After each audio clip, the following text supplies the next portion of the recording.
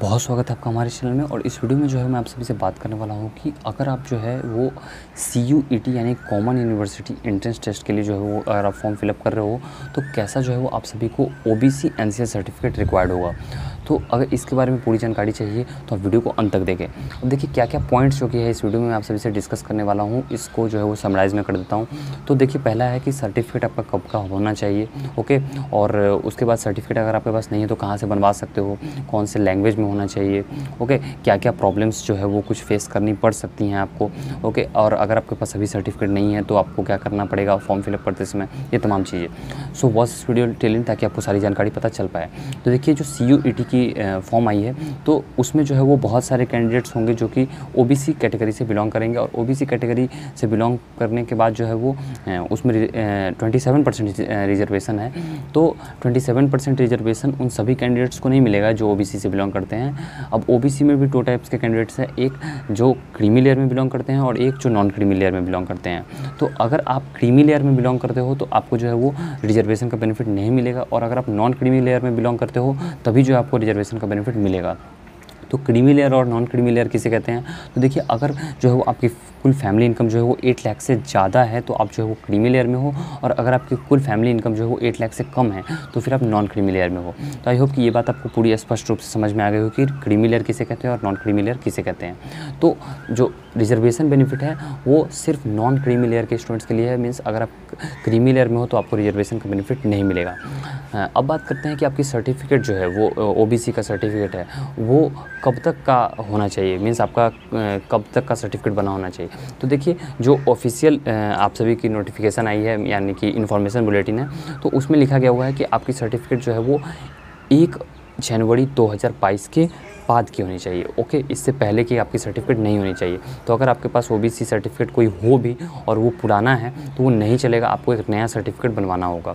तो आप जो है वो अगर आपने अभी तक सर्टिफिकेट नहीं बनवाया है तो आप सर्टिफिकेट बनवा लो, क्योंकि फॉर्म फिलअप करते समय आपसे जो है वो सर्टिफिकेट रिक्वायर्ड मांगा जा रहा है। और अगर अभी आपके पास सर्टिफिकेट नहीं है तो उस केस में जो है वो आपको क्या करना है कि एक अंडरटेकिंग है, ओके। एक अंडरटेकिंग जो है वो OBC की है तो आप उसे फॉर्म फिलअप कर दो। उसमें क्या लिखा हुआ है कि अभी जो मैं करंटली जो हूँ वो OBC से बिलोंग करता हूँ और मुझे अभी सर्टिफिकेट नहीं मिली है, लेकिन जैसे ही मुझे सर्टिफिकेट मिलेगी तो मैं जब सीट अलॉटमेंट होगा तो उस समय प्रोवाइड कर दूंगा, ओके। तो ऐसा लिखा हुआ है तो आप उस चीज़ को जो है वो फॉर्म फिलअप कर सकते हो अगर आपके पास अभी जो है वो सर्टिफिकेट नहीं है और अभी जो है आपको फॉर्म फिलअप करना है तो। और अगर अभी आप अप्लाई करो, अगर मिल जाती है तो आप सीधा जो है वो OBC NCL ही अपलोड कर देना। सो आई होप कि ये बात आपको समझ में आ गई होगी। अब जो है वो थोड़ी बात करते हैं कि आपकी जो है वो सर्टिफिकेट कौन कौन जगह से, किन किन कॉम्पिटेंट अथॉरिटी कौन कौन से जो हैं जो आपको सर्टिफिकेट देंगे तो आपका रिजर्वेशन का बेनिफिट मिलेगा। तो अगर आपका जो है वो सर्टिफिकेट CO प्रोवाइड करते हैं, ओके। CO यानी सर्कल ऑफिसर, RO प्रोवाइड करते हैं, यानी रेवेन्यू ऑफिसर तो भी चलेगा, तहसीलदार वो भी चलेगा, नायब तहसीलदार वो भी चलेगा, ओके। SDO ये भी चलेगा, SDM वो भी चलेगा, DM। तो इन तमाम मीन्स जो ऑफिसर्स हैं उन लेवल के रैंक के जो ऑफिसर्स हैं उन्हीं का आपका सर्टिफिकेट चलेगा। ऐसा नहीं कि किसी गांव के जो आप मुखिया से सर्टिफिकेट बनवा लो तो वो वैलिड होगा, नहीं, मुखिया वाला नहीं वैलिड होगा।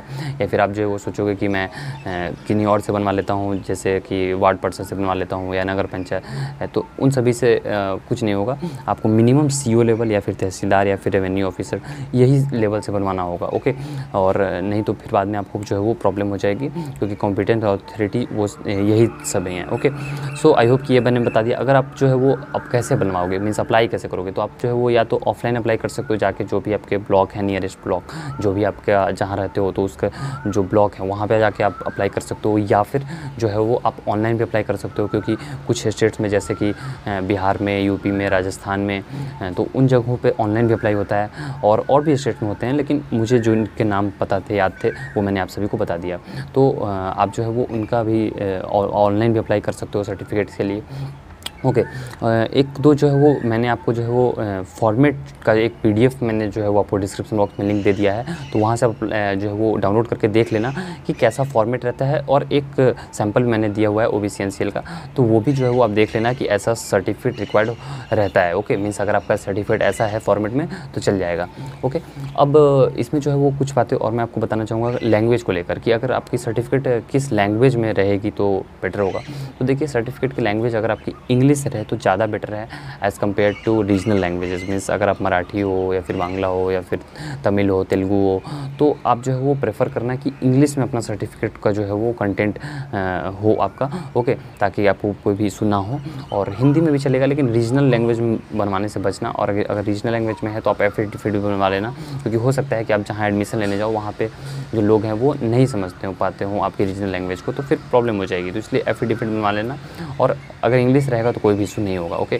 सो आई होप कि ये बातें मैंने आपको बता दी ओबीसी एनसीएल से रिलेटेड। इसके अलावा और भी कुछ बातें हैं, जैसे कि रिजोल्यूशन नंबर है रहता है, अगर आप फॉर्मेट देखोगे तो वो सभी जो है वो गवर्नमेंट ऑफिसेज़ का ही काम रहता है, तो उसमें आपको कोई भी प्रॉब्लम नहीं होनी चाहिए, वो भी आपको नहीं सोचना है, ओके। और अगर आपका 1 जनवरी से पहले का है तो वो तो चलेगा नहीं, 1 जनवरी के बाद वाला जो है वो आपको फॉर्म फिलअप में करना है, देना है। और एक बात और कि जो डिक्लेरेशन है, तो डिक्लेरेशन किसी से भरवाना नहीं, खुद अपना फ़ोटो अटैच करना है, चिपकाना है आपको। उसके बाद अपना नेम लिख देना है, जो भी आपका एप्लीकेशन नंबर है वो लिख देना है, और उसके बाद जो है वो आपको साइन कर देना है, प्लेस अपना लिखना है और साइन कर देना है, डेट देना है, और उसी को स्कैन करके जो है PDF उसका अपलोड कर देना है। अराउंड 50 KB से 300 KB के बीच में जो है वो शायद मांगा जा रहा है, तो आप वैसा दे दोगे तो आपका चल जाएगा, कोई भी इशू नहीं होगी, ओके।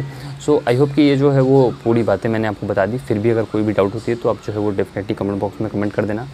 बहुत सारे कैंडिडेट्स रहते हैं तो सभी का रिप्लाई दे पाना मुश्किल है, लेकिन फिर भी अगर मुझे समय मिला तो मैं जो हूँ वो रिप्लाई देने की कोशिश करूँगा। और ये जो है वो चूँकि एक जो है वो EWS का रिजर्वेशन, सॉरी OBC का रिजर्वेशन जो है वो पहले से भी चला आ रहा है, लेकिन आप सभी को कास्ट सर्टिफिकेट नहीं रिक्वायर्ड है। एक बात मैं फिर से आपको बता देता हूँ कि कुछ स्टूडेंट्स को मिथ रहता है कि वो जाते हैं अपने स्टेट गवर्नमेंट के जितने भी ऑफिसेज होते हैं वो अधिकतर स्टेट गवर्नमेंट वाले ही प्रोवाइड करते हैं, तो स्टेट गवर्नमेंट के ऑफिस में जाते हैं वो सीधा जो है कास्ट सर्टिफिकेट दे देते हैं और वो उसे ही अपलोड कर देते हैं। लेकिन कास्ट सर्टिफिकेट नहीं चाहिए, यहाँ पे जो है वो OBC NCL सर्टिफिकेट चाहिए, ओके। तो OBC NCL सर्टिफिकेट रिक्वायर्ड है, OBC कास्ट सर्टिफिकेट रिक्वायर्ड नहीं है। अगर आप OBC कास्ट सर्टिफिकेट दोगे तो उससे आपको कुछ भी ऐसे बेनिफिट होने को नहीं है, बाद में जो है वो कैंडिडेचर कैंसिल हो जाएगा। फिर एक पॉइंट और कि अगर आज जो है वो आप OBC कैटेगरी से बिलोंग करते हो, ओके, और अगर आप जो है वो प्रोड्यूस नहीं कर पाते हो सर्टिफिकेट, तब क्या होगा? तो देखिए, तो फिर आपको रिजर्वेशन का बेनिफिट नहीं मिल पाएगा। अगर आपको सीट अलॉट हो गई है OBC NCL के बेसिस पे, तो फिर वो कैंसिल हो जाएगी और आपको जो है वो UR से अगर वो सीट मिल सकती थी तो मिलेगी और नहीं मिल सकती थी तो फिर वो कैंसिल हो जाएगी। तो ऐसा जो है वो नियम होता है OBC NCL के रिगार्डिंग, ओके।